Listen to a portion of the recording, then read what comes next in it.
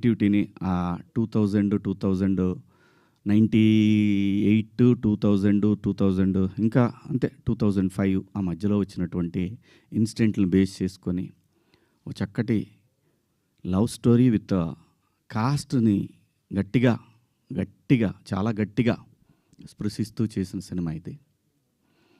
So దగ్గరలో ఉన్న థియేటర్లో మీరందరూ వెళ్ళి చూడండి. పండగే కాబట్టి అందరూ వెళ్ళి చూస్తారని ఆశిస్తూ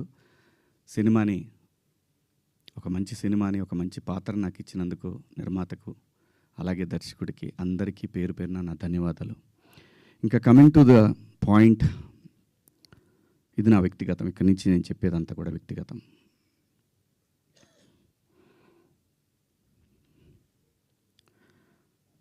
నాకన్నా ముందు చాలామంది గొప్ప గొప్ప జర్నలిస్టులు లైక్ గంగాధర్ శాస్త్రి గారు కానివ్వండి, తెలుగు జాతి మొత్తం వాళ్ళ మాటల్ని వింటూ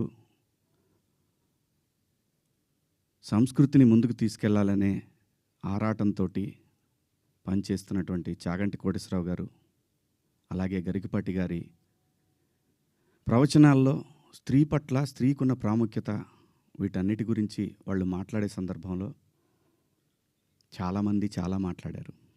మరీ ముఖ్యంగా సినిమా ఇండస్ట్రీ గురించి కూడా అలాంటివి చేయొద్దు, మీరు అలా చేయటం వల్ల, అలా ఉండటం వల్ల, అలాంటి కట్టుబొట్టు వల్ల బయట సినిమాలో ఎలాగైనా చేసుకోండి, మీరు దానికి సెన్సార్ ఉంటుంది కాబట్టి మీరు పరిధులు దాటలేరు, బయటకు వచ్చిన తర్వాత మీరు ఇబ్బందులకు గురవుతారనే విషయాన్ని పదే పదే ఎంతోమంది పెద్దవాళ్ళు, సంస్కృతి సంప్రదాయాల పట్ల అవగాహన ఉన్నవాళ్ళు జనరేషన్స్కి చెప్తూనే వచ్చారు.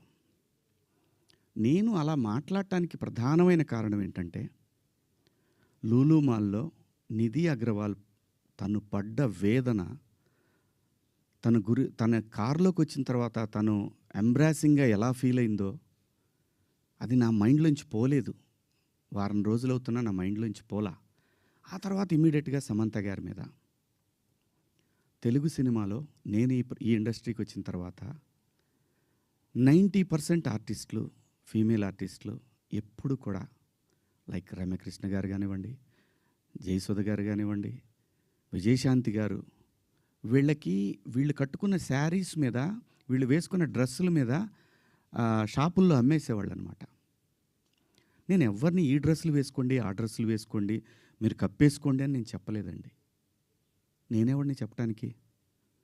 సమాజంలో ఏ రుగ్మత వచ్చినా కానీ సమాజం సినిమా వల్ల చెడిపోతుంది, మీరు వేసుకునే డ్రెస్సుల వల్ల చెడిపోతుంది, మీ సినిమా వల్లనే ఈ ప్రపంచం నాశనం అవుతుందనే మాటలు వింటూ ఉన్నాం. కాబట్టి తరచూ ఇక్కడే బతికి, ఇక్కడే నా కుటుంబాన్ని ముందుకు తీసుకెళ్తూ, నా పిల్లల్ని చదివించుకుంటూ, ఇక్కడొచ్చిన డబ్బులతో చదివించుకుంటూ, సినిమాని ఎవరు అనకూడదు అనే పంతాలో మనం ఎందుకు వాళ్ళకి అవకాశం ఇవ్వాలనేటటువంటి ఆలోచనతో నేను ఆ సందర్భంలో వచ్చిన మాటలు నాకు ఇప్పటికి కూడా నాకు నమ్మబుద్ధి కావట్లేదు. నేను ఆ 2 పదాలు నాకు ఎందుకు వచ్చినాయని. ఇందాక మన జర్నలిస్ట్ మిత్రులకి నేను నా ఫోన్లో ఉన్న మెసేజ్లు చూపించాను. ఏమని? ఫస్ట్ నేను అపాలజీ చెప్పింది నా భార్యకి. వెంకట గారు మీరు చూశారు కదా, ఎన్ని గంటలకండి? నైటు 1:30కి. 11:18 మా వాడికి నాకే ఎందుకో కొట్టింది, ఏది జారింది, క్షమాపణ చెప్దామని చెప్పి బాత్రూంలో, ఇంట్లో వాళ్ళందరూ బాధపడుతుంటే బాత్రూంలో షూట్ చేసి నేను మా వాడికి పంపించా. అది మీకు కూడా వినిపించాను వెంకట గారు, వేణు మీకు వినిపించాను. ఈ వీడియో కాదు, ఇప్పుడు చూస్తున్న వీడియో కాదు, అంతకుముందే ఆ వీడియో 11:18 ఉంది. నేను మా ప్రసాద్కి పంపించా, వేసేద్దాం అబ్బా ఎందుకని. అది అందరూ ఫ్లోలో వెళ్ళిపోయింది, పెద్దగా ఏమీ లేదు, ఎందుకు కెలుక్కోవటం అన్నారు.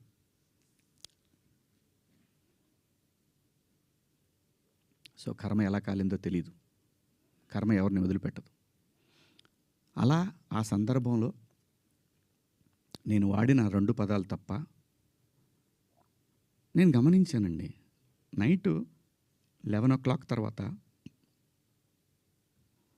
12 తర్వాత మీరు చూసుకోండి, 12:01 తర్వాత కొన్ని ట్వీట్లు వెళ్తూ ఉన్నాయి. ఎవరికి ట్యాగ్ అవుతూ ఉన్నాయి?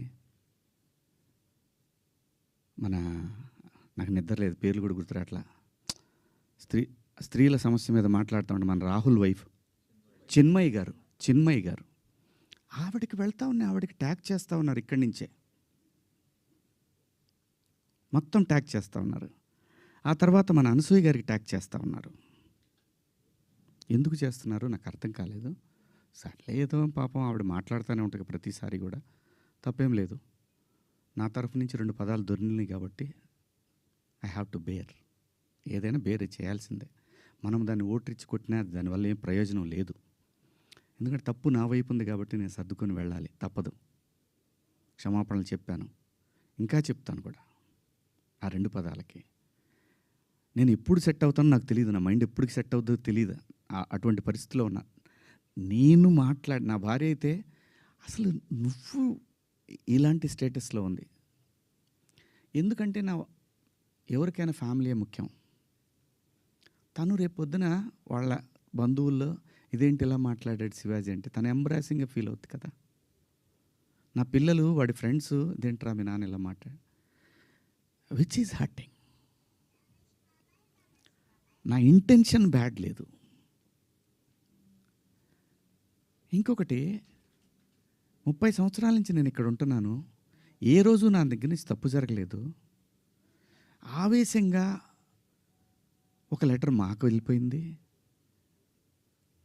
వెళ్ళిన తర్వాత వాళ్ళు డిస్కస్ చేయొచ్చు, ఏమని, కాదండి ఒకసారి శివాజీతోటి మాట్లాడి ఆయనతోనే పెట్టిద్దాం ఒక అపాలజీ లెటర్ అని వాళ్ళు చెప్పొచ్చు. ఇవేవి జరగల. ఎవరికాళ్ళు ఆవేశంగా government of Andhra Pradesh, government of Telangana, CC to CP, CC to మహిళా commission, CC to PM, CC to international affairs. Why?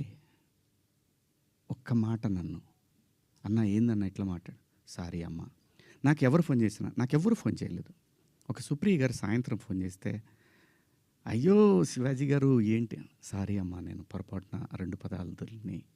అవునండి, ఐఎమ్ కంప్లీట్లీ రిగ్రెటింగ్గానే ఉందమ్మా, ఐఎమ్ వెరీ సారీ.